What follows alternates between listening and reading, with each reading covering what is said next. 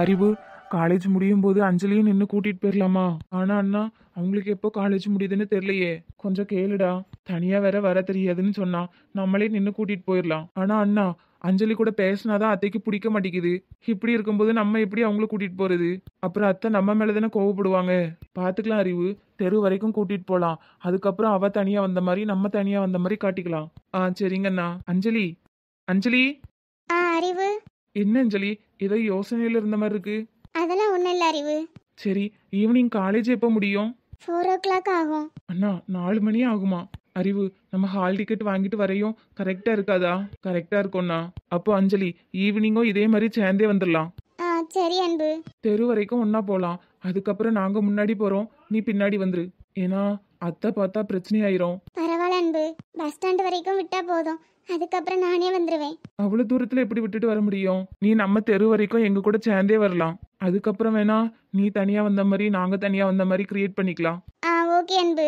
எல்லாம் மம்மியால தான். மம்மி நான் சாதாரணமா பேசினா கூட சந்தேகப்படுறாங்க. அவங்களும் நம்ம ரிலேட்டிவ் தானே, பேசிக்கிட்டா என்ன தப்பு? மம்மி ஏன் இந்த மாதிரி பண்றாங்கன்னே தெரியல.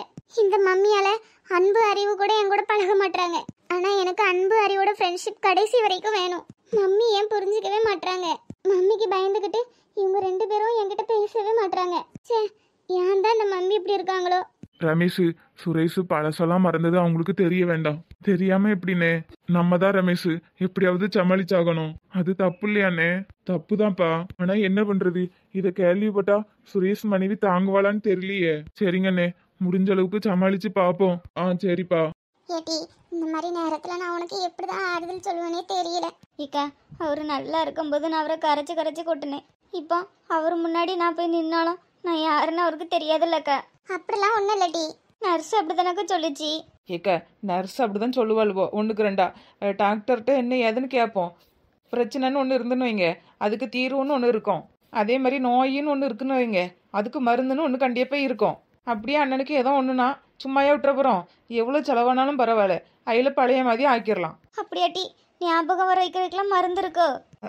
அதெல்லாம் இருக்கும், கண்டிப்பாக இருக்கும். ஆமாம், இவ்வளோ பெரிய ஆஸ்பத்திரியில் இல்லாமலே இருக்க போகுது. எப்படி நெட்டூஸ், அப்படிலாம் மருந்து இருக்காக்கா? இருக்கும்க்க. அப்புறம் என்னடி, இந்த மருந்து இருக்குங்க உள்ள, எவ்வளோ செலவானாலும் பரவாயில்ல, பழைய நிலைமைக்கு கொண்டு வந்துடலாம். நீ அழுவாத. சரிக்கா. மேடம், டாக்டர் வராங்க.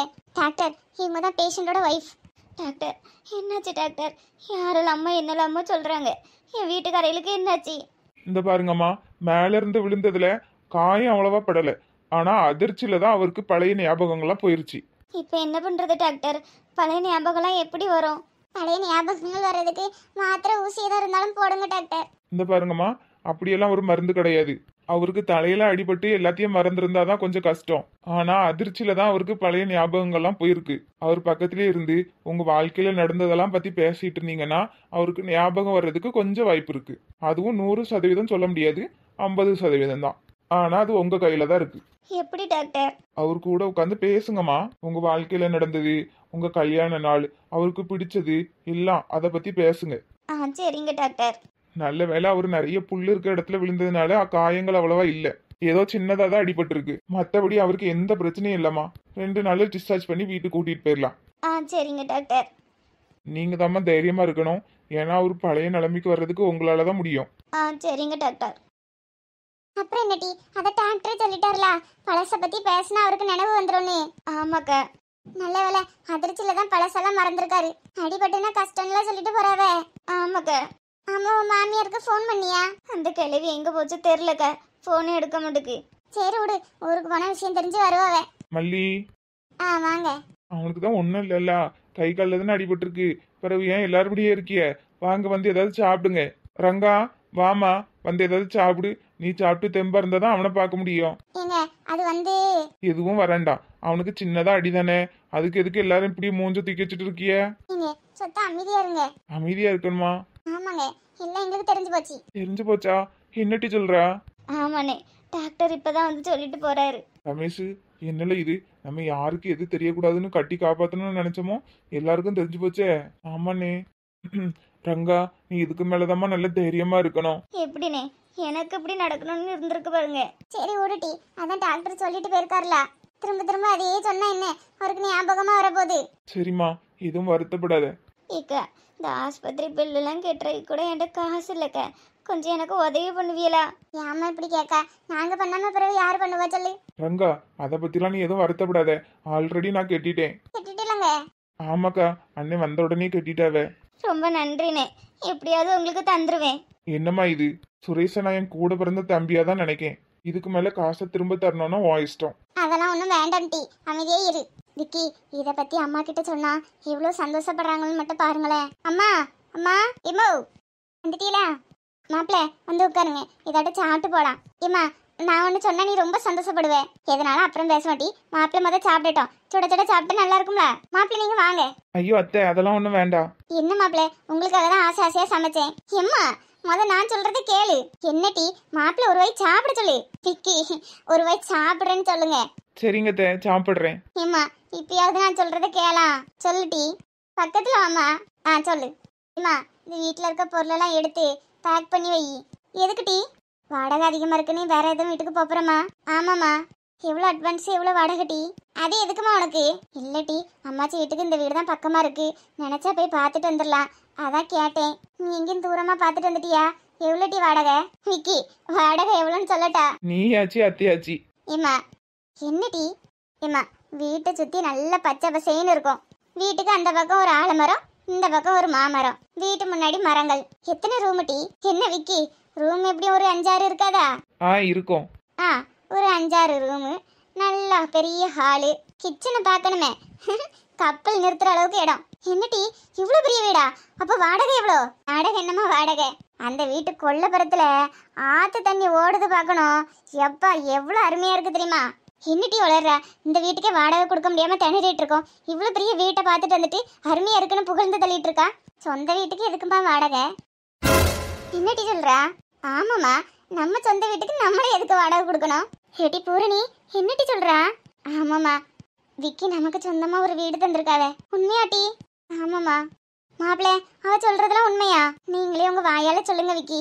ஆமாத்த, இனிமே நீங்க இந்த வாடகை வீட்டுல இருந்தெல்லாம் கஷ்டப்பட வேண்டாம். நமக்குன்னு சொந்தமா வீடு இருக்கும்போது நம்ம எதுக்கு வாடகை வீட்டுல இருக்கணும் சொல்லுங்க? என்ன மாப்பிள்ள சொல்றீங்க? ஆமாத்த, எங்க பூர்வீக வீடு எப்பனாலும் எனக்கு தான். எனக்கு அப்புறம் என் பசங்களுக்கு. அதனாலதான் அந்த வீட்டை நான் பூரணி பேருக்கு எழுதி வச்சுட்டேன். ஐயோ மாப்பிள்ள, என்ன சொல்றீங்க? என் பொண்ணு பேர்ல இவ்வளவு பெரிய வீடா? ஆமாத்த. ஏம்மா, இப்ப நான் ஒரு வீட்டுக்கே சொந்தக்காரிமா. அன்னைக்கே ஜாதகக்காரன் சொன்னாட்டி, நீ பிறந்த வீட்டுல நல்லா இல்லாட்டியும் புகுந்த வீட்டுல நல்லா ஓகோன்னு இருப்பான்னு. அது உண்மைதான் போல. அப்படியாம்மா? எப்ப சொன்னா? அதெல்லாம் ஒரு நேரம் சொன்னா. அப்புறம் அத்தை, மாமாக்கு ஒரு கடை பார்த்துருக்கேன். என்ன மாப்பிள்ள சொல்றீங்க? ஆமாத்த, இனிமே அவரு சித்தால் வேலைக்கெல்லாம் போக வேண்டாம். அவருக்கு ஒரு கடை பார்த்துருக்கேன். விக்கி, என்ன இதெல்லாம்? இன்னைக்கு ஒரே சர்ப்ரைஸ்க்கு மேல சர்ப்ரைஸா இருக்கு. என்கிட்ட ஒரு வார்த்தை கூட சொல்லல. பூர்ணிமா, எல்லாம் நமக்கு தானே. ஐயோ கடவுளே, இதை மட்டும் அந்த மனுஷன் கேட்டாருன்னா சந்தோஷம் எல்லாம் படுவாரு. அம்மா கிட்ட கேட்டு ஒரு நல்ல நாளா பார்த்து சொல்றேன். அன்னைக்கே கடை திறப்பு விழா வச்சுக்கலாம் அத்தை. ஐயோ மாப்பிள்ள, நீங்க இன்னைக்கே கடை திறப்பு விழா வச்சாலும் எங்களுக்கு ஓகே தான். சரிங்க அத்தை, அப்போ நான் கிளம்புறேன். ஐயோ மாப்பிள்ள, நல்ல விஷயம் சொல்லிருக்கீங்க. இருங்க, பால் பாயாசம் செய்றேன். நீங்க கண்டிப்பா குடிச்சிட்டு தான் போகணும். இல்லத்த, இன்னொரு நாளைக்கு வரேன். கொஞ்சம் கடைக்கு சின்ன சின்ன வேலைலாம் இருக்கு, அதெல்லாம் போய் முடிக்கணும். சரிங்க மாப்பிள்ள. பூர்ணிமா, வரமா? சரி விக்கி. என்னடி மாப்பிள்ள இப்படி குண்டுக்கு மேல குண்டா தூக்கி போடுறாரு? அதாம்மா எனக்கும் தெரியல. சும்மா வெளியே போலான்னு தான் கூட்டிட்டு போனாரு. பார்த்தா வீட்டை காட்டி உனக்கு பிடிச்சிருக்கா பாருங்காரு. ஏடி, வீடு அவ்வளவு பெருசா வருது. ஆமாம்மா, வீட்டுக்குள்ள கிரிக்கெட்டே விளையாடலாம், அவ்வளவு பெரிய இடம். அது மட்டுமா, முன்னாடி 5 ஏக்கர் பின்னாடி 5 ஏக்கர் எல்லாம் நமக்கு தான். நம்ம வீட்டை சுத்தி இருக்கிற இடம் எல்லாம் நம்ம இடம் தானம்மா. ரொம்ப பெருமையா இருக்குடி மாப்பிள்ளைய நினைச்சா. எனக்கும் தாம்மா. ஆனா என் பேர்ல எழுதி வைப்பவும் நான் கொஞ்சம் கூட நினைச்சு பார்க்கலாமா? கேட்டி, மாப்பிள்ளை உன் மேல அவ்வளவு பிரியம் வச்சிருக்காரு டி. அதான் உன் பேர்லயே கரையம் பண்ணியிருக்காவ. ஆமாம்மா, பாரு கடவுள் உனக்கு எப்படிப்பட்ட வாழ்க்கையை தந்திருக்காருன்னு. இதேதான் அந்த சிவாவை நீ கல்யாணம் பண்ணியிருந்தா அவன் கூட கம்பெனி வேலைக்கு தான் போயிருக்கணும். சரி விடுமா, நடந்து முடிஞ்சதை பத்தி எதுக்கு பேசிக்கிட்டு. இல்லடி, சொல்றேன், உன் வாழ்க்கை எப்படி சந்தோஷமா மாறி இருக்குன்னு பாரு. இப்ப பாரு, கண்ண மூடி கணத்திறக்குள்ள நீ ஒரு பணக்காரி ஆயிட்டா பத்தியா? ஆமாம்மா. சரிம்மா, நடந்து முடிஞ்சதை எதுக்கு பேசிக்கிட்டு. அம்மாச்சி வீட்டுக்கு போயிட்டு அண்ணியும் பார்த்துட்டு இந்த வீடு வாங்கின விஷயத்த அம்மாச்சி கிட்ட சொல்லிட்டு வருவோமா? அவங்க கிட்ட எல்லாம் இருக்குடி. இல்லம்மா, அண்ணி முழுகாம இருக்காங்க. வந்ததுல இருந்து இன்னும் போய் பார்க்கல. அப்புறம் ஏதாவது தப்பா நினைச்சுக்க போறாங்க. அதுவும் இல்லாம விக்கி வேற வீடு வாங்கி கொடுத்துருக்காரு. அதான் அம்மாச்சி கிட்ட சொல்லாம எப்படி? அம்மாச்சி இல்லைன்னா இவ்வளோ ஒரு நல்ல வாழ்க்கை எனக்கு கிடைச்சிருக்காதுல்லம்மா. ஆமா, உங்க அம்மாச்சி தான் மாப்பிள்ளையை பார்த்து உனக்கு பேசி முடிச்சு எல்லாம் பண்ணி வச்சது. மீனாட்சி அம்மா யதார்த்தமா உன்னை பார்த்து பிடிச்சு போய் பொண்ணு கட்டுச்சு. ஏதோ உங்க அம்மாச்சியே போய் பேசி முடிச்ச மாதிரி தான் சொல்றா. அதுக்கு இல்லம்மா, என்ன இருந்தாலும் அம்மாச்சியும் மீனாட்சி அம்மாவும் ஃப்ரெண்டு தானே. ஃப்ரெண்டா இருக்கட்டும், அதுக்கு நம்ம என்ன பண்றது? இந்த வீடு உன் பேர்ல மாத்தினதெல்லாம் யாருக்கும் தெரிய வேண்டாம். முக்கியமா அம்மாச்சிக்கு தெரிய வேண்டாம். ஏமா தெரிய வேண்டாம்னா தெரிய வேண்டாம். அப்புறம் அங்கே மீனாட்சி அம்மாட்ட போய் ஐயா எதுக்கு இவ்வளவு செலவு பண்றிய, கல்யாணத்தை சிம்பிளா வைங்க, எதுக்கு இந்த வீடை வியலுக்கு எழுதி கொடுத்திய, அப்படி இப்படின்னு ஏதாவது கெடுத்து விட்டுருவா. அப்படியாம்மா? ஆமாட்டி, என்னதான் என்னை பெற்ற தாயா இருந்தாலும் யாருக்கா இருந்தாலும் பொறாம இருக்க தான் செய்யும். அதனால வீடு வாங்கினதெல்லாம் யாருக்கும் தெரிய வேண்டாம். சரிம்மா. ஐயோ, அப்பாவுக்கு வேற ஒரு கடை பார்த்துருக்கேன்னு மாப்பிள்ள சொன்னாரே, ரொம்ப சந்தோஷமா இருக்குட்டி. நான் கல்லாப்பெட்டியில நான் உட்காந்துக்கிடுவேன். சரிம்மா. இருந்தாலும் விக்கி உனக்கு நல்ல பொருத்தமான பையன்தான்.